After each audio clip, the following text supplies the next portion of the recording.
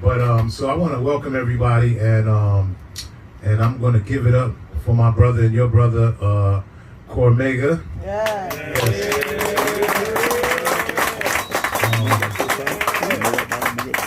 And we don't need to talk too much because I'm gonna let the music do what it do. But Cormega, tell us why and how this all came about.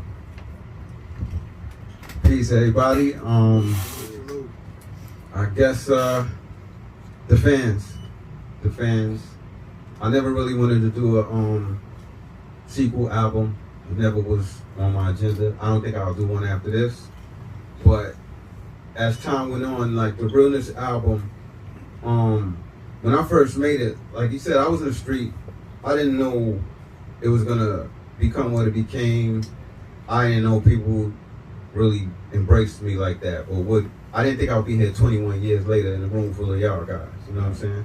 So as time went on, fans, everybody, you know, fans, like Realness, you should make another one, blah blah blah. So I just started on that journey, and ironically, that brother right there, Havoc, is the first song that I made for the Realness II.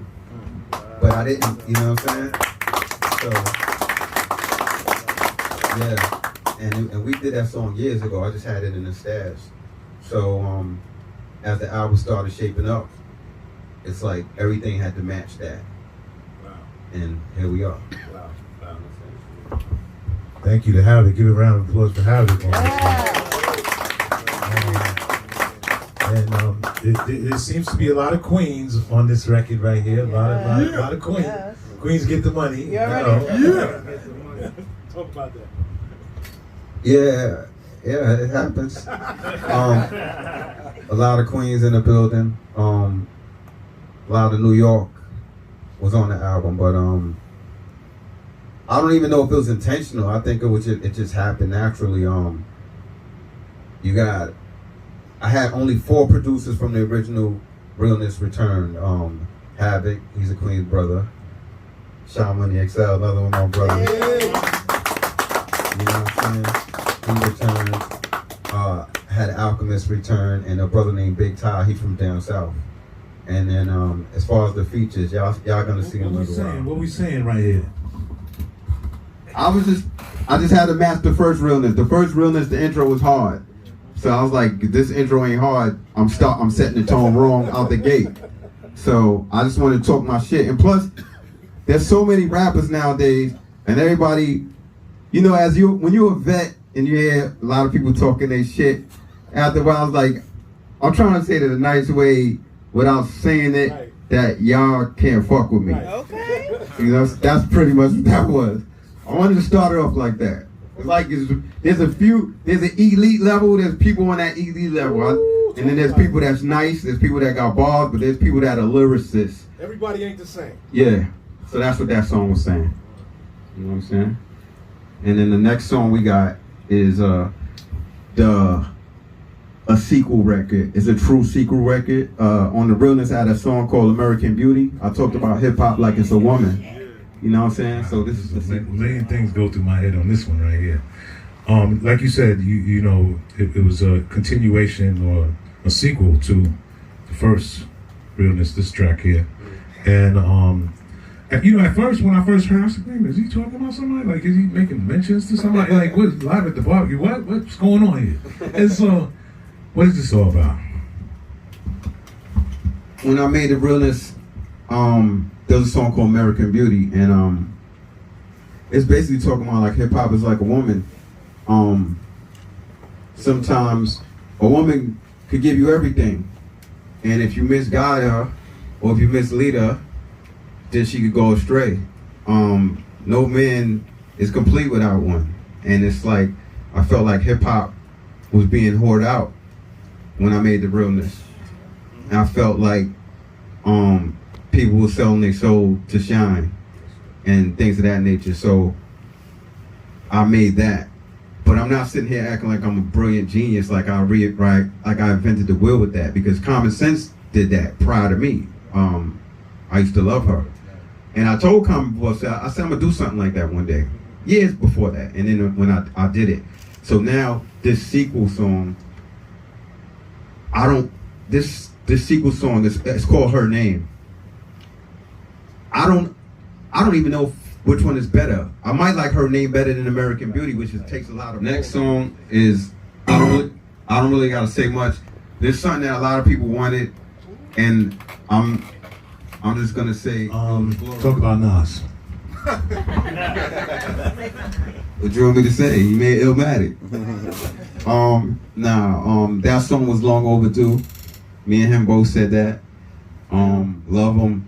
The love is mutual. And as an artist, you have to give the fans what they want. When I did the King Disease album, and after that, it was automatic. You know what I'm saying? He was like, we got to get some shit in. So it was long overdue. I feel like I want to ask Hav what you think about that. How you feel about that, Hav? I mean, I love to hear two of my motherfucking Queensbridge brothers get together on a record. You know what I mean? It hasn't been done many a times, and we never get tired of nothing like that. You know what I mean? That's a gift to hip hop. You know what I'm saying? To New York hip hop when two of those brothers get together, because those are two definitely prolific artists that we all love, and we need to give them their flowers. Yes, sir. Thank you. That was a song called The Saga Resumes. On the first Realness, there was a song called The Saga. This is the follow-up. The producer is the same one who did The Saga. You know what I'm saying? So this is one of those songs that, one thing that I do as an artist, as a human being, I'm very observant. And when I do shows, you know, there's certain songs that people really gravitate towards, or that fans really be like, this song, you know, I felt it in my heart. So you want to give that back to them. So that was one of the songs I wanted to make a part 2 to. You know what I mean? That was one of those Cormegas for the children joints right there. I like it. Yeah. But another sequel that was important to me from the Realness that people really gravitate towards is a street record that's not for the children called Are You My Nigga? Yes, sir. I'm not sure on the Realness 1 or the Realness. Did you let the instrumentals play out like they did on this one? Nah. Tell me about that. I'm grown now. Get grown, you want to listen to some relaxing shit. You don't want to hear hip hop all day. So I'm giving y'all both with this album. But with this particular record, it's funny because like some of the songs, when you hear them play out, the difference between me then and now is I try to add on to the music. This song in particular is called What's Understood. So I called my man, Sha Money XL. Yes, sir. I know you heard him G-Unit drums in there. So basically I called my man Sha, and I had a joint that I wanted him to flip, right? And when he touches something, he touches something. And then once he finished with it, I wasn't finished with it. So once he was done, he did his part, I knew what I was gonna do. So I got this brother, some of you might know him, he's a good brother, he's a dope brother, his name is Marcus Muchado. And I got him to play some bass and some live instrumentation. So when you hear some of these songs play out, it's because there's more instrumentation now than I used to previously use. Before it was just boom, bap, bop, bop, bop. Yes. But now it's like, like you said, it's a vibe now. So my man architected that, and then we just added more people to it, and the rest is what you just heard. It's a pleasure. This was produced by my man Street Runner, who's killing it out here right now. You know what I'm saying? So it's called Grand Scheme, and you'll hear, you'll see who's on. G-Unit, huh? Lloyd Banks? Yeah. Tell me about that. Lloyd is somebody I always admired and always respected. First time I met him, very, very gracious and humble dude. I always thought he was a dope rapper, and we just made it happen. I had it in the stash, and you know, when I did this song, it just felt right to me. It had a nice, sophisticated, yet street feel to it, and I called it Grand Scheme, and we made it happen. And, this next song is a concept song. I'll explain it to you after. The second verse is easy to figure out. The first verse will just, it's kind of like one of those comprehension tests in school. We'll see how many guys comprehend well, or, you know what I'm saying? So this is a concept record and a tribute record. It's called White Roses, and it's produced by Sha Money XL. You was kicking the door with that one, eh? That shit was loud as fuck, bro. Tell me about that. Hold on. This ain't video music box, bro. Yeah, Mega just hit me up and we just get to the creative part. And I just like he said, the first one he gave me the sample, and this one it was like I just wanted to give him something I had created from scratch, and he went and had that concept. He put Inspector Deck on there and gave it up to Wu, gave it up to Biggie, you know what I mean? Gave the flowers back to them as well, you know. So I'm just happy to be a part of that, you know what I mean? So respect. And the mix sound good, everything.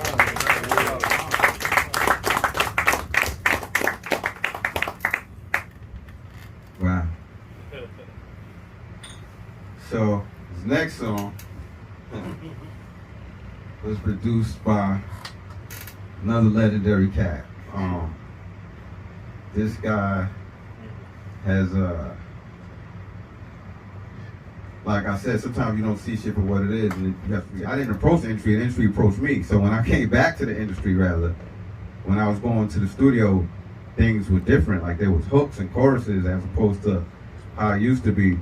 And one of the guys that was showing me, schooling me with on choruses was Havoc. And one of my first songs was a song called Angel Dust. And he did the chorus on there. P talked on it. And then, you know, as time goes on, as a man or as a woman, as a person of integrity, you have to look back at the people that were essential to your life, contributors, not just takers. And as I look at it, I'm like, damn. One day it just hit me. Within the last couple of years, I was like, oh shit, because me and him is cool. But I was like, Havoc was on my album. Havoc was on more Cormega albums than any artist in the world. Wow. I never realized that. And then I started looking at my albums like, damn, Havoc's on this one, and this one, and this one. It's like he always been there for me. So one thing that I definitely don't do is not show love to my people or not let them know how I feel. I'm not gonna hold it in, because props that you hold, the props that you don't give ain't props. It ain't props until you give it to them. Yes, sir. So I always tell him, thank you, appreciate you, like, you know, love him. I love him, you know what I'm saying? So this song right here set the tone for my whole new album. It's the first song that we recorded for The Realness Part 2.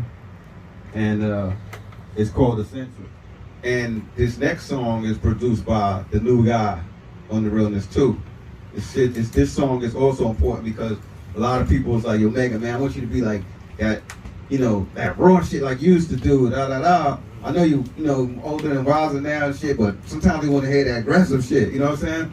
So I had to channel myself to make some street shit, but it wasn't too hard. It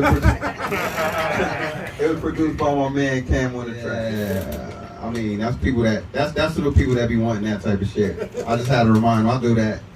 My man Cam on the track, he stand up. Nice. That's the new guy. You know what I'm saying?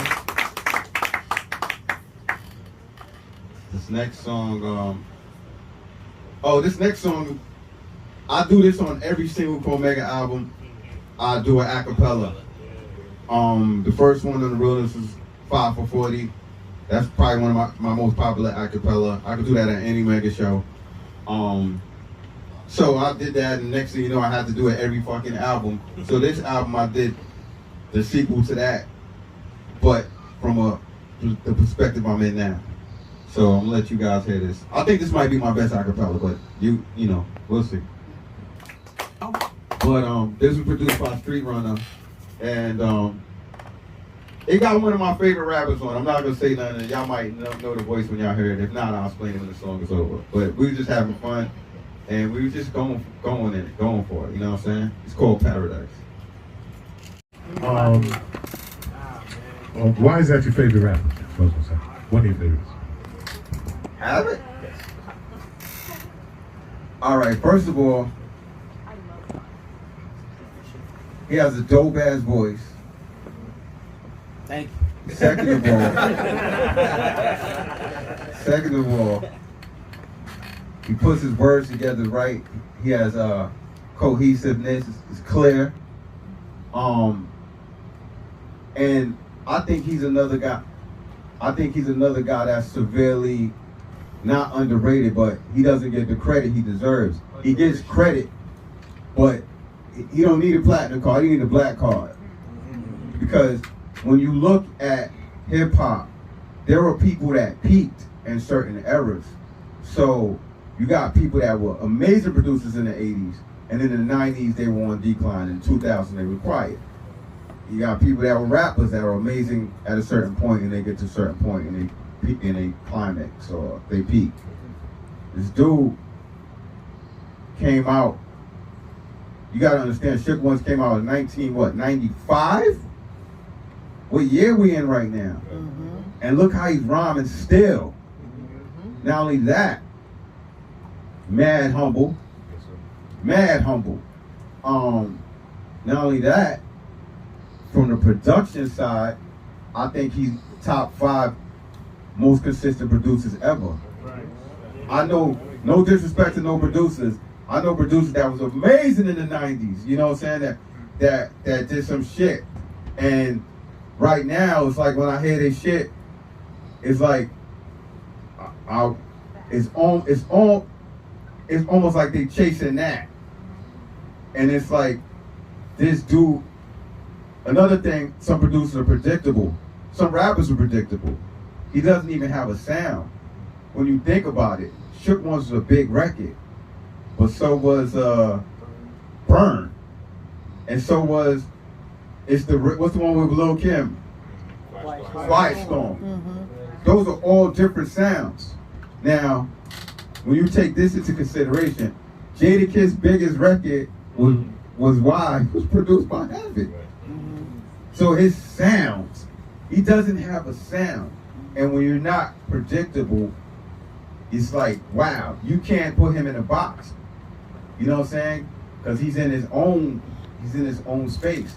So the reason he's one of my favorite MCs is not because I'm biased, it's because I hear he be spitting. Like I'm gonna keep it real. One thing I take pride in, and rappers know this about me, I be putting rappers under pressure. Like I'll do a verse and they change their shit, or they, you know what I'm saying? Like I changed a couple of my verses in some of the shit out there with Havoc recent. I ain't gonna lie, that verse you probably heard with me, that probably wasn't even my verse. That shit, that verse that's on here now probably wasn't my original verse. You know what I'm saying? So I love when a rapper keeps me on my toes, but at the same time, he knows. Another thing I like about him, like you gotta understand when you're an artist, especially like when you're a rapper, when you're doing features, it's not about trying to outshine somebody. It's about trying to have a perfect chemistry. Mm-hmm. So our chemistry is fucking amazing. Mm-hmm. Like I didn't know it back in the days. I was like, we got a dope song. But next thing you know, we got another dope song. We got another dope song. We got another dope song. And every time we do something, like I'm on Instagram. I do shit with people on Instagram. I might take a picture. I take a picture with him in Miami. Instagram fucking breaks. Like they was like going crazy. So it's like, all right. So it's like our chemistry.